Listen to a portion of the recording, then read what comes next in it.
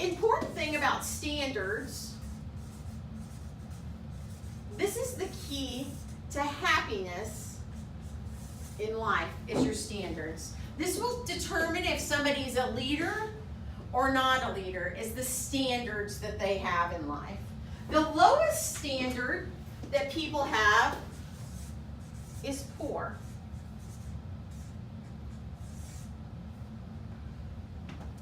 Poor. How many people do you know that they have poor standards? Maybe you walk into their house and it is just a pigsty. They've got Sonic cups everywhere. And you'll learn this when you go out to see houses that are to be cleaned. That you clean their houses and there's a pizza box over in the corner and you open it up and it's growing a new pizza. I remember in the beginning of Sometimes Spouse, when I went to go clean this woman's house, we cleaned her house and we said, you have something in your house that's leaving, little gifts all over. She goes, I don't have any animals. Oh my God, you do. She had poor standards. So when you have Wait, you gotta finish that story. Wait, that was it. That's it. Never cleaned You never her again. found out what We that never was? found out what that was. We left as quick as we could. Okay. So the interesting thing about standards is you get the results right below it. They have the kind of icky life. They always have pain. You might see some of these people on social media. I walked out of the house to go to work today and it was raining. I got to the car. When I got in the car, I was out of gas. I got gas in my car. I started to drive to work and I was in a fender bender. When I was in the fender bender, I realized that I'd hurt my neck. So I went to the emergency room. And in going to the emergency room, I found out I had a broken arm. And then I go to work finally. I get there and I get fired. And then I go back home and it was just my husband had left me. How many people do you know that do that? That they have that kind of story and they put it up on social media. Are either of you on social media? Yes. Not really. But I follow it. Do you know some people that are that way? I call Yes. them black cloud people. They always have a black cloud over them. And no matter what, they've always got this kind of icky life. It's Every because aspect of their life, they got a black cloud. they have a poor Standards. standard. Now, we know a lot of these people, the good people. This is actually about 85% of the world. They've got a good job. They got a good house. They have a good car. They have a good wife. They've got good children. What's the thing about standards, though? When you have this kind of standard in your life, you get the results right below you. Huh. They wake up in the morning, they get up, they're in a good mood, they eat their good breakfast, they kiss their good wife on the cheek, they get in their box car, they drive their good box car to a good job, maybe they work for the government, and they go to this good job, they get home, they kiss their wife on the cheek again, they have a good dinner, and then they play on their box for the rest of the night, their box phone, their box TV, then they go to bed in a box, I'm getting nauseous. and then they die in the box. How many of those people do you know? Just about everyone. Yep. Yeah, you know. I call it perpetuating paychecks. Mm-hmm. You're like a hamster in the wheel. Yeah, we always call it good is the enemy of great, and in your situation, good is the enemy of outstanding. Mm-hmm. If you've got a good family and they have good children, those are the kids that usually end up in jail. If you've got a good marriage, those are the ones that get bored with it and are about 45 years in and say goodbye. Mm. That's a good life. But there's a different way. The next step is excellence.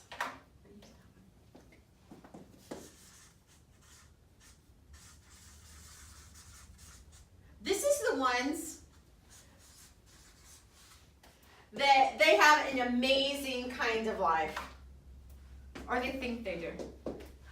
I remember when I used to work at MHMR, I had an excellent job. I actually traveled the state of Texas teaching other service coordinators how to be good. I was excellent at what I did. I could tell you all of the different standards that you were supposed to have. I actually taught people that had intellectual disabilities how to reach for the stars and go after their goals in life, because I believe that you can achieve a certain part of success no matter where you are. So I would travel. I worked about 60 hours a week. I woke up every day in a different city in the state of Texas. I neglected my husband and my children, so I had a good life with them at the time. But the interesting thing about standards is when you have that standard, what kind of result do you get? Just below. What above it? So I never saw my husband. I didn't even know what a date night was at the time. My children would call and go, "Hey Mom, are you going to be at our basketball game tomorrow night?" "No, I've got to be in San Antonio, babe." I had some money in the bank, but it wasn't exactly what I needed to fulfill myself.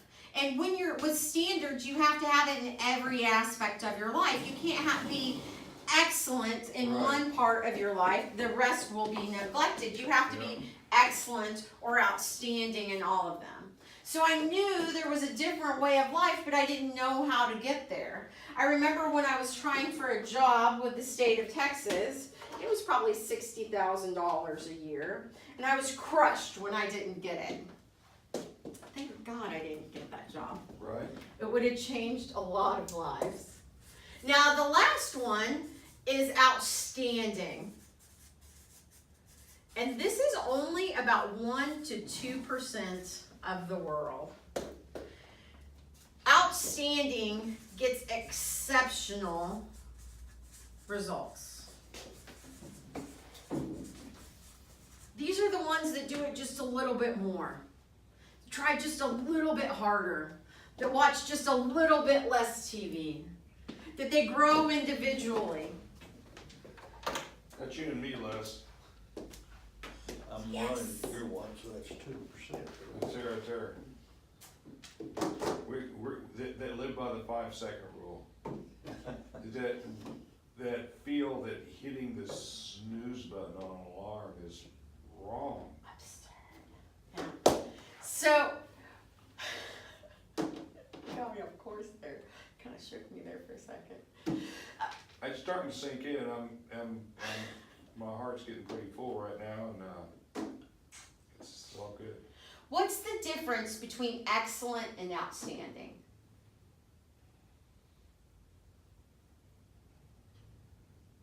Just a little tweaking. If you were to go into a plastic surgeon and get a new nose, like Jennifer Grey, she was on Dirty Dancing. Do you remember her? When she went into that plastic surgeon, do you think the plastic surgeon was like, "Oh my gosh, we need to cut the whole thing off"? Is that what he said? I don't think I'm so. thinking not. No, because you would look like a freak of nature, right? If you're gonna go get a nose job, the plastic surgeon only does about a 2 millimeter tweak. Shave off a little here, shave off a little here, straighten just a little, and you go from a ugly nose to a beautiful nose. Interesting. 2 millimeters, that's the only shift you need to go from excellent to outstanding. So what people do in business a lot of the times is already good or excellent, and all they gotta do is tweak it by about 2% to make it go from good, excellent, to outstanding.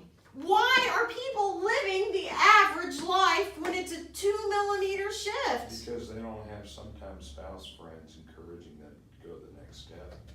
Ooh, that's the best answer I've ever heard. It is just 2 millimeters. Why do we get in our own way and not go to that outstanding level? Ooh, just went too crazy by hitting it. Oh, that's good. It was outstanding, that's why I fell down. So it's just a 2 millimeter shift. That's all it is. So I want you guys, as you're going through this training, to shift your thinking by 2 millimeters. Just 2% to really encompass what we're training this week. To go from excellent to outstanding, because that's what you were created to be. I both heard you say that you're religious men. Does it say in the Bible that you're supposed to be average? Oh, no. What does it say? It says, whatever you do, do your work heartily as unto the Lord rather than for men. And once you're really It says, do it with all your might. and once you're really good at it, what are you supposed to do? Good for others. You're supposed to teach others. Oh, right. Yeah. And I do know that once you get it down and it's in you, you're supposed to teach it to other people, and you will be paid back how much? Tenfold, hundredfold. Yeah, 10, 60, 100, yeah. It's your duty. It's your obligation to be outstanding, not to be average. So I urge you guys to make that 2 millimeter shift.